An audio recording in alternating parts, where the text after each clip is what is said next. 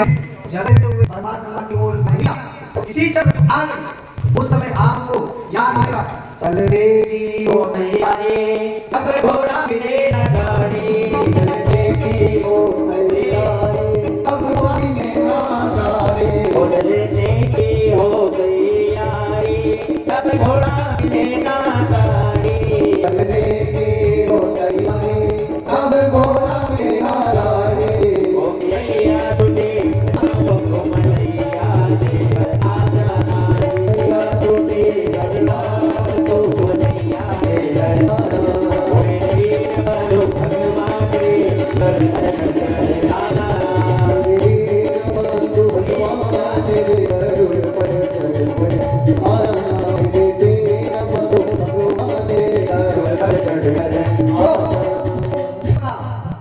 मरना तो है लेकिन बात के साथ मरना सब है, लेकिन मरना कोई नहीं चाहता महाराज। और भागवत कथा इस कथा है जो आप लोग की तरह मरना चाहिए।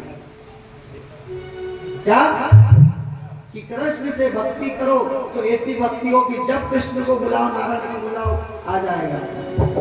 और जब आप अलग में सोए हो और मरने का समय आए तब आप भगवान से बात कर सको, इतना भजन कर लेना, इतना कीर्तन कर लेना, इतना दान धर्म पुण्य कर लेना कि आप भगवान के सामने बात करने के लायक हो कि जहाँ भगवान ले दूंगा और आप कहने लगो भगवान को, जब आए मरण का मौका कहीं हो ना जाए धोखा, जब आए मरण का मौका कहीं हो ना जाए धोखा, जब आए मरण का मौका कहीं हो ना जाए धोखा, जब आए मरण का मौका कहीं हो ना जाए धोखा।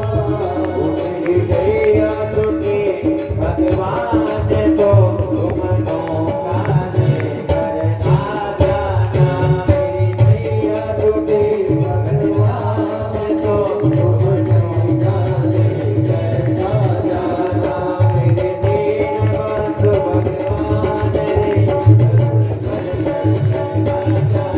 मेरे दीनबंधु भगवान रे करुण मन करिया जाना, दीनबंधु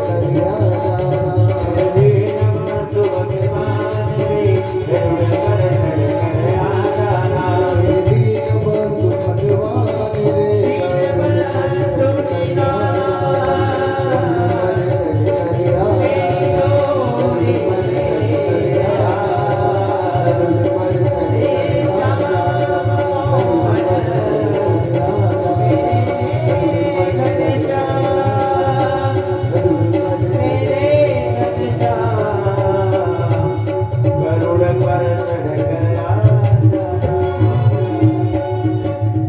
बोल दीनबंध भगवान की जय। महाराज ये समझना भाई मैं उदाहरण का सही है कि जो मन को देख आनंद प्राप्त कर वो जो खुद को कहता है उसने नहीं कहा। हम समझ गए हम गलती करना पड़े ठीक है, पर जीवन इतना नहीं चला कोई हमें बिना बहुत स्वाद तो हृदय होता है जब वही अक्षर नहीं कई सही कहा वासुदेव भगवान का जय हम करके चाहती में निकल गई महाराज। और आप इतना कहने लगा कि जिंदगी काल में लेकिन भजन का ठीक है होती है, लेकिन जिसको जिस अवस्था में समझ में आ रहा है उस अवस्था परमात्मा की शक्ति है। और जो शरण में जैसे वक्त बने हुए कि आदि प्राणी और कथा कही जाती है, जिन जिन लोगों ने शरणागति की है आज जनता को प्रहलाद ने क्या कहा शरणागति दी पूरी मेरा है कोई मेरा बाप मेरा नहीं है दूर की बात करते हो ये बड़ा आप बोलते हो प्रहलाद ने कह दिया को बाप मेरा नहीं तू मेरा है वे तेरे चरणों में शरणागति हम चरण में तो रोज होते हैं रोज रोज देते हैं लेकिन शरणागति नहीं देते। जिस दिन आपने शरणागति दी शरणागति क्या होता है क्या होता है सब तो परमात्मा ये उठे वो सोए इसके बीच में अच्छा बात हो सब परमात्मा तीन अवस्था इसी अवस्था में सुधारना ऐसे नहीं समझना कभी समझाते एक वाला जिसकी घोड़ी बहुत प्रसिद्ध थी गांव का आपके जानी पता आप कहते हैं बड़े हजार को उनके बारे कैसी घोड़ी महाराज जिस घोड़ी को हम बैठे का रास्ता था एक बार सेठ की घोड़ी मिल जाए मेरा विवाह ऐसा होगा कि छाती छोड़ी कर बन जाऊंगा लेकिन वो सेठ किसी को देता है सेठ की शर्त तो एक बार किसी ने सोच लिया कि मेरे को बैठना घोड़ी क्या करूं? बोले चलो उसके समाज के बोले सेठ आपकी घोड़ी चाहिए मेरे बेटे की बात के लिए। बोले भैया घोड़ी बोले तो लेकिन मेरी घोड़ी विशेषता है उसको समझना पड़ेगा। यदि उसको विशेषता तुमने जान लिया तुम बड़ी ले जा सकते हो। विशेषता बोले विशेषता तो ये दूल्हा उसके लायक होना चाहिए। हर कोई दूल्हा घोड़ी नहीं चढ़ता। बोले क्यों ऐसा क्या की घोड़ी? बोले मेरी घोड़ी 3 लाख मांगी थी 3 लाख। अभी अब 3 लाख में उतर गया तो जान बच जाए और घर पहुंच जाए। यदि मैं नहीं समझा तो 2 लाख में आ रही और दूसरी लाख में घोड़ा खुला उतर गया तो पहले तो ठीक है टिकट नहीं दूल्हे को और रात में चक्कर में रात दूल्हा किसके चक्कर में रात में दूसरी लाख में भी यदि ते दूल्हे को पता नहीं चला तो किसी लाख में भी घोड़ी मारी इस लाख में तो दूल्हा के नीचे में बात तोड़ दी। ये मेरी घोड़ी की खासियत है। अब इससे समझ गया महाराज क्या हमारा है ये सही क्या है? ये घोड़ी है। इसका राजा कौन सेठ कौन है? वो राम ने उनको बनाया है। उसने ये बोला है कि देख इस घोड़ी की 3 लाख मारी में कितनी लाख? 3 लाख। उसको ये समझना है 3 लाख के पहले यदि समझ गया बारात कौन है? परिवार का रिश्तेदार। इनके चक्कर में नहीं पड़ा और 3 लाख के पहले समझ गया तो समझ गया। पहला तब बचपन में रहते हैं समझाते हैं कि भगवान का भजन बंद करो तब समझ में नहीं आई कोई बात नहीं। पहली लाख आई कोई दिक्कत नहीं। दूसरी लाख पड़ती है जब हम युवा अवस्था में आते हैं जवानी में आते हैं तो बोले हमारे साथ कोई नहीं है। दूसरी लाख पता सिग्नल दे देख यदि भजन नहीं था तो बुढ़ापे में किसी नाथ ऐसी महाराज के औलाद खाते भी झुके पड़े हो जगत दर दर हटने पड़ता है परमात्मा का नहीं पहुंच पाता। ये 3 लाख की कहानी जितना जल्दी हो सके इतनी अवस्था में जिसको लाद पड़ी है वो समझ गए होंगे। वो जिसको लाद खाना बची है उसके पहले लाद खा उसके पहले प्रभु की शरणागति ले लेंगे। यदि शरणागति ले ली तो लाद से बच जाओगे नहीं तो या तो जवानी में खाओ बचपने में खाओ या बुढ़ापा में खाओ खाना तो पड़ेगा। अगर बुढ़ापा में महाराज डांट टूट गए ना तो कुछ भी लिखेगा। इसलिए जितना जल्दी हो सके हरि को भज लेना। हरि भज लो हरि भज लो हरि भजने का मौका हरि भज लो हरि भज लो हरि भजने का मौका है।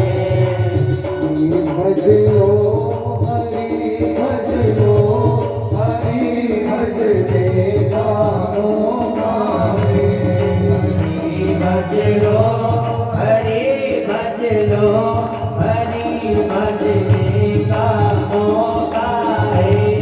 हरि भज लो हरि भज लो हरि भजने का मौका है।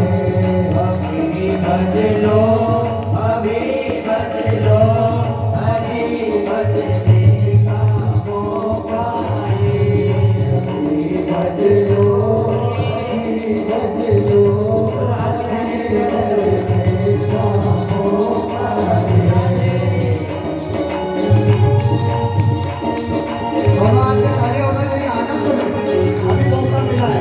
देखो लोग कर रहे थे आपको परमात्मा ने मौका दिया तो आनंद।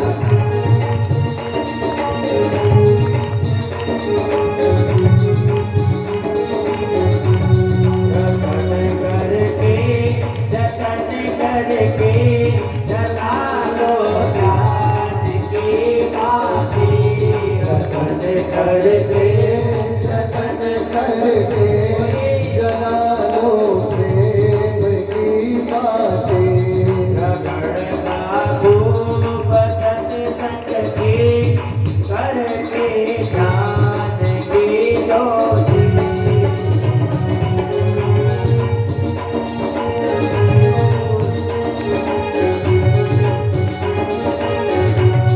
पकड़ने का नहीं करते रतन कर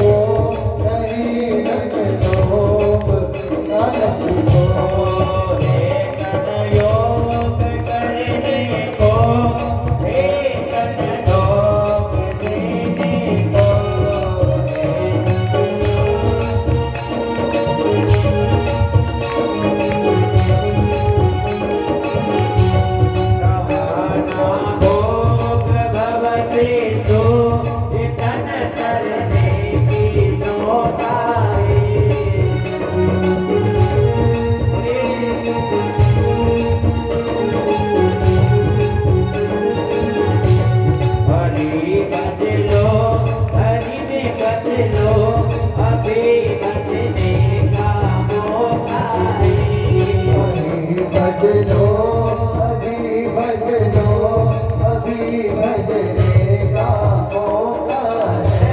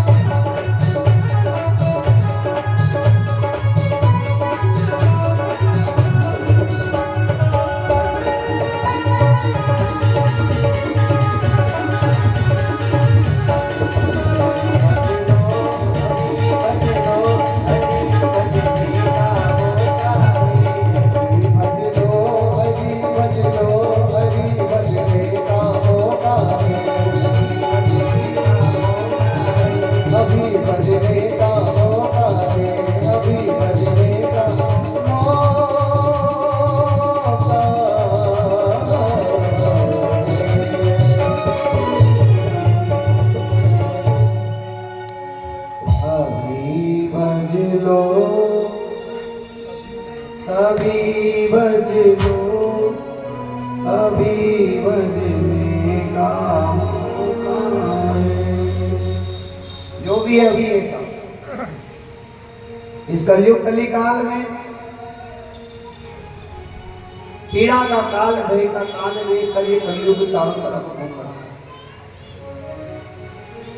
और सूत जी महाराज सोनकादिक ऋषियों को लेकर के बैठे हैं। सुखदेव मुनि राजा परीक्षित को लेकर के बैठे गंगा के घाट। यही ज्ञान मार्ग, भक्ति मार्ग और वैराग्य मार्ग।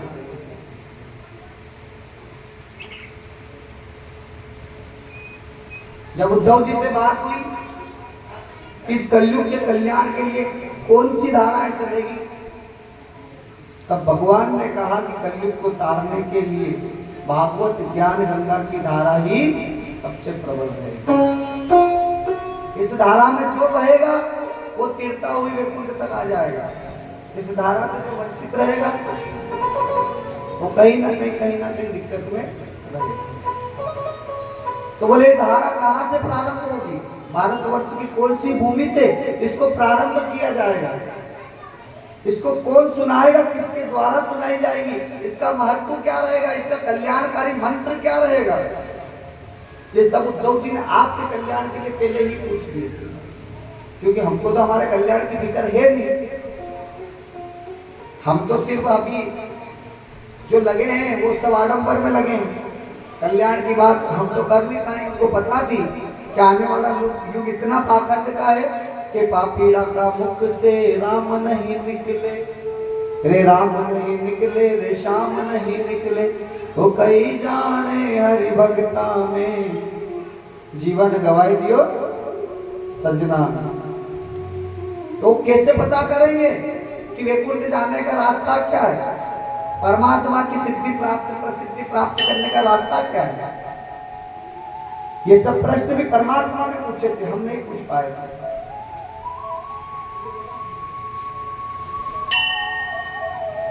क्योंकि हमारी फिक्र भी उस परमात्मा को थी। हम कीर्तन करते हैं रोज, हे ईश्वर सब सुखी रहे, दुखिया रहे ना कोई, या विलासा हम सबकी भगवान कोई हो। क्यों करते हैं? ज्ञान मार्ग में जाने के लिए हमको सबसे पहले विश्व कल्याण होना चाहिए। तो सबसे पहले ब्रह्मलोक में ये बात छिड़ी कि इस पुराण को बिठाएंगे तो कहां से शुरुआत होगी, और शुरुआत करने के लिए वो भूमि कौन सी होगी। क्या प्रश्न था पहला, किस भागवत महापुराण को कहां बिठाई जाए, और बिठाए तो इसके लिए उपयुक्त भूमि क्यों कौन सी है, ऐसा प्रश्न क्यों करा। क्योंकि भागवत महापुराण साधारण पुराण नहीं है साहब, जो आप लोग और हम लोग अपनी इच्छा से बिठा लेंगे। जब तक परमात्मा का वास नहीं रहेगा जिस भूमि पर, उस भूमि पर भागवत कथा तब तक नहीं बैठ पाएगी। और जैसे ही जिस भूमि का तप रहेगा, जहां पर परमात्मा के चरण पड़े हुए रहेंगे, उसी जगह पर ये कथा होती है।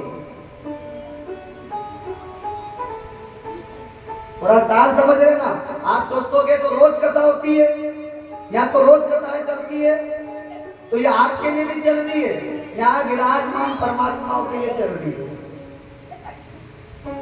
आप तो क्षीण पंडित, क्षीण मूर्ख, क्षीण योग, क्षीण भोग जैसे काम कर रहे हो। ये कभी तो पंडित बन जाते हो, कभी योगी बन जाते हो, कभी भोगी बन जाते हो। इसलिए आप भागवत कथा को समझ पाओ, हम भागवत कथा को समझ पाए, संभव नहीं है। इस कथा को सुनने के लिए तो देवता वाला ही करते, तभी तो देव स्थान होती है, तभी तो इतने मनोरथ कर लिया हमने। आखिरी में जाके माँ कैला देवी के आंगन में, इनके चरणों में ही जगह मिली। पहले कथा कहाँ हो रही थी, फिर कथा कहाँ गई, फिर कथा कहाँ आई। क्यों? क्योंकि ये माँ को सुनना थी, और माँ की शरणागति में जो रहता है वो कथा उसके पल्ले पड़ेगी। आप लोग इतने चवन्नी बनते 25 पैसे जैसे आने भर बच्चे हुए थे, तो आप लोग माँ की शरण में आ गए, शरणागति ले ली, आपके श्रीमुख पर, आपके श्रवण कान पर ये भागवत कथा पढ़ गए। इसका मतलब ये थोड़ी कि आप करा सको, आपका सामर्थ्य थोड़ी है, क्योंकि जब तक परमात्मा पुरुषार्थ को नहीं जगाता और पुरुषार्थ को परमार्थ में नहीं बदलता, तब तक आप भागवत कथा नहीं करा सकते। क्योंकि इसके लिए पहले तो भूमि चुनना पड़ती है, और ये भूमि हम नहीं चुन सकते क्योंकि हमको पता ही नहीं है। अब आप बताओ कि आपको पानी निकालना है, कहीं बोरिंग लगाना है, इधर तो शायद बोरिंग कम लगते होंगे, लगते हैं बोरिंग, होल मशीन देखी होगी, लगते हैं। हाँ, तो इधर नर्मदा नदी है तो हो सकता है पानी पर्याप्त मात्रा माँ की कृपा है। तो फिर भी आपने बोरिंग मशीन देखी होगी, बोरिंग पानी निकालने के लिए अपन चेक करवाते हैं, तो क्या करता है, अपने को नहीं पता कि अंदर पानी है कि नहीं, पता है कि नहीं पता, लेकिन फिर भी बोरिंग लगाना है, तो हम क्या करते हैं, एक नारियल लेते हैं और नारियल को पूरी धरती पर घुमाते हैं, और जहाँ नारियल खड़ा हो जाए वहां समझ में आ जाएगा कि इसके नीचे पानी है। ये चेक करने की विधि है, आपने सबने देखी होगी। क्यों? क्योंकि हमको पता है कि नीचे अमृत है, तो उसका प्रमाण क्या है कि वो श्रीफल बताता है कि इसके नीचे पानी है कि नहीं है। इतनी शक्ति है उसमें। तो यही तो प्रश्न करा था, इस भारतवर्ष की भूमि पर भी ये चेक करना पड़ेगा, ये भागवत महापुराण कहाँ रखाएगी, किस स्थान पर होगी। तो ब्रह्मा जी ने कहा कि मेरा एक चक्र, नेमी चक्र की नोक, मैं यहां से जो चक्र छोड़ूंगा उसकी नोक जिस स्थान पर गिरेगी, उस स्थान पर भागवत महापुराण सर्वप्रथम बिठाई जाएगी। और जैसे ही ब्रह्मा जी ने सुदर्शन चक्र छोड़ा और उसकी नेमी, नोक को क्या बोलते हैं, नेमी, वो नेमी जहां गिरी उसका नाम पड़ा नेमी, और जिस वन में पड़ी उसका नाम पड़ा अरण्य। इसलिए सर्वप्रथम जो भागवत को स्थान चुना गया उसका नाम क्या था, नेमी सारण्य। और नेमी सारण्य की वो भूमि है जिसपे सर्वप्रथम सूत जी महाराज ने 88,000 शोकाधिक ऋषियों को लेकर के उस भूमि को चुना। पहली भागवत कथा पूरे जगत में ज्ञान बांटने के लिए, भक्ति बांटने के लिए, वैराग्य बांटने के लिए यदि प्रारंभ हुई तो उस जगह का नाम है नेमी सारण्य।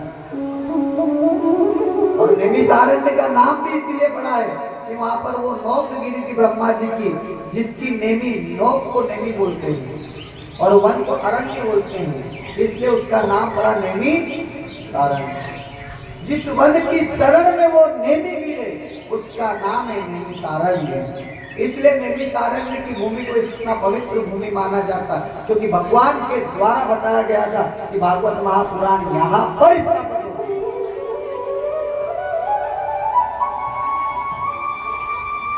उद्धव जी महाराज को भगवान श्री कृष्ण ने पहले ही बोल दिया कि हे उद्धव, तुम्हें ध्यान रहे कि इस पोथी को मेरे शिव विग्रह की ज्योत इसके अंदर समाहित रहेगी, लेकिन एक ध्यान रखना कि ये भागवत कथा हर किसी के घर मत बिठा देना, हर किसी के नगर में मत बिठा देना, हर किसी के हाथ में ये भागवत कथा मत दे देना। क्यों?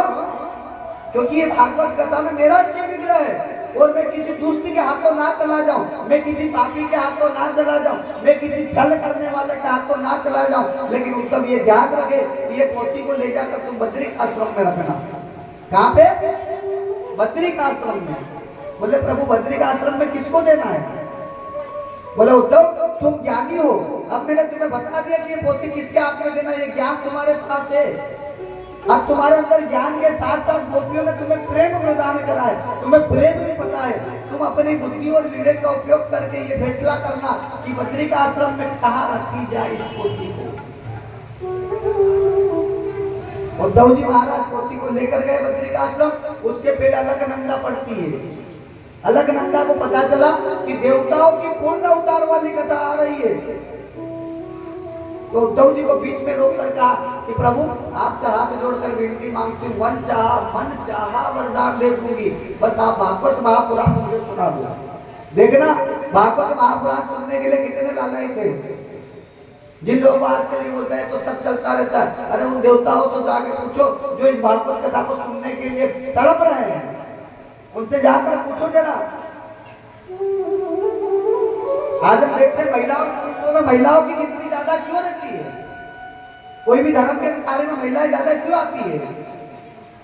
उसका कारण इतना है महाराज कि मातृ शक्ति के पल्ले में, माताओं के पल्ले में धर्म बंधा हुआ है। जब धर्म और कर्म को बांटने की बारी आई तो धर्म किनके पल्ले में बंधा? माताओं के। और कर्म किनके पल्ले में बंधा? भाइयों के। इसलिए माताओं की संख्या अत्यधिक होती है धर्म के कार्य में। सारे काम को छोड़कर भागवत कथा के लिए तैयार हो जाती है। 7 दिन तक जल्दी उठना, कार्य को पूरा करना, बढ़ चढ़कर हिस्सा लेना, कथा पंडाल में आकर सेवा देना। सेवा करते करते 7 दिन कब निकल जाते पता नहीं चलते। क्यों? क्योंकि धर्म आपके पल्ले में बंधा हुआ है। उसके कारण माताओं की संख्या ज्यादा होती है और कर्म भाइयों के पल्ले में बंधा है। इसलिए धर्म और कर्म को साथ लेकर चले, वही तो जोड़ा है। क्यों जोड़ा बनाया परमात्मा ने आपका? आपको अकेले भी जीवन यापन कर सकते थे, कोई बड़ी बात थोड़ी है। औलाद तो जानवर भी पैदा करते हैं, आपको विवाह करने की जरूरत क्या थी? जी लेते जानवरों जैसा जीवन, लेकिन आपको विवाह करने का मौका क्यों दिया? क्योंकि धर्म और कर्म में यदि एक साथ ले जाएंगे तो सिर्फ जोड़ा ले जा सकता है। बिना जोड़े के आप धर्म और कर्म दोनों एक साथ नहीं कर सकते, और दोनों ही जरूरी है। बिना अर्थ के जीवन व्यर्थ है और बिना धर्म के पुरुषार्थ बेकार है, परमार्थ बेकार है। कर्म से हम वर्तमान को सुधारते हैं, भविष्य को सुधारते हैं, और धर्म से हम जन्म को सुधारते हैं। क्या करते हो आप कर्म करके? 2 रोटी कमाते हो, क्यों कर्म कर रहे हो? 2 रोटी खाने के लिए। और धर्म क्यों कर रहे हैं? पूरे जीवन और पूरे जन्म को खा जाए, अच्छे से जीवन जीवे, इसलिए हम धर्म करते हैं। ये भागवत महापुराण 7 समुद्र, 7 दिन, 7 कथाएं, 7 ऋषि क्यों कहा गया है? ये सहयोग है, जिनके सहयोग में आने मात्र से हम हमारा कल्याण कर लेते हैं। और उसी कल्याण के लिए कर्म और धर्म दोनों साथ होंगे। आप कर्म नहीं करोगे तो ये कैसे होगा? ये पंडाल कैसे सजेगा? ये सब लाइट का खर्चा, डेकोरेशन का खर्चा कहां से आएगा? ये आपके कर्म से आएगा। और आपके जन्मों जन्म कब सुधरेंगे? जब आप धर्म करोगे। तो इसलिए धर्म और कर्म को एक पलड़े में रखना बहुत जरूरी है। तब जाकर के हम आनंद की प्राप्ति कर पाएंगे, इस भगवत प्राप्ति को हम पा पाएंगे। जैसे अलकनंदा नदी ने कहा कि प्रभु उद्धव जी महाराज आप ये भागवत कथा मुझे सुना दीजिए, जो चाहिए वो ले लो। तो उद्धव जी महाराज कहते हैं नदी, हे मंदाकिनी, मैं तेरे को नहीं सुना सकता।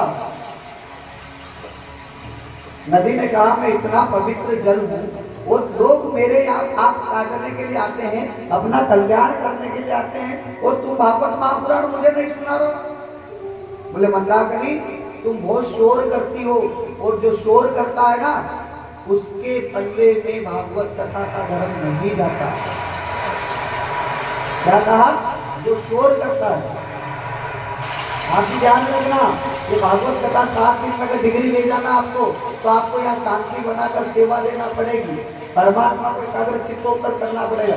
ये अगर आज यहाँ आने के बाद भी चुगली कर लो, चिल्ला चोट मचा लो, तो आप नहीं सुन पाओगे। मंदाकिनी नदी शोर करती थी, इसलिए उसको भागवत महापुराण नहीं सुनाई। लेकिन यहाँ तो हम देख रहे हैं, यहाँ सारी माताएं भाई लोग सब एकाग्र चित्त होकर सुन रहे हैं, कोई एक दूसरे से बात नहीं करता। क्यों?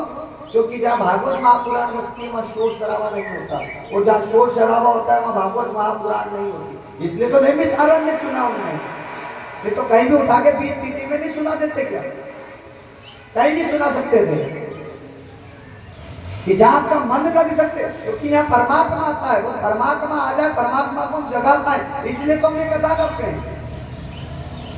तो मंदाकिनी नदी ने कहा कि प्रभु मैं आपके चरणों में प्रणाम करती हूँ, मैं आपसे वचन देती हूँ कि मैं हम शोर नहीं करूंगी, लेकिन ये भागवत महापुराण मुझे सुना दो। तब से आज तक मंदाकिनी नदी पे आप जाते हो, बद्रिकाश्रम के पहले उद्धव कुंड आता है। जो भी तीर्थ गए होंगे उनको पता है, 4 धाम की यात्रा जिसने करी है, किसी को पता उद्धव कुंड है वहां पे बद्रिकाश्रम में? पता है? और जिनको नहीं पता हुआ वे भी तीर्थ जाना एक बार। कौन कौन तीर्थ गया? हाथ खड़े करना। 4 धाम की यात्रा किस किसने कर लिया? हाँ, से कोई नहीं गया? 1 2 मतलब बाबरी घाट का भी मतलब संख्या बहुत कम है तीर्थ की। 1 2 3 4 5 और माताओं में कोई नहीं गया तीर्थ। 4 धाम की यात्रा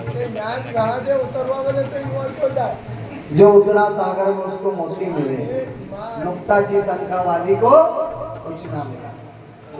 वैसे आपके तो सामने तीर्थ है, आपको तो गंगा स्वयं आपके घर में है, आपने तो पूरा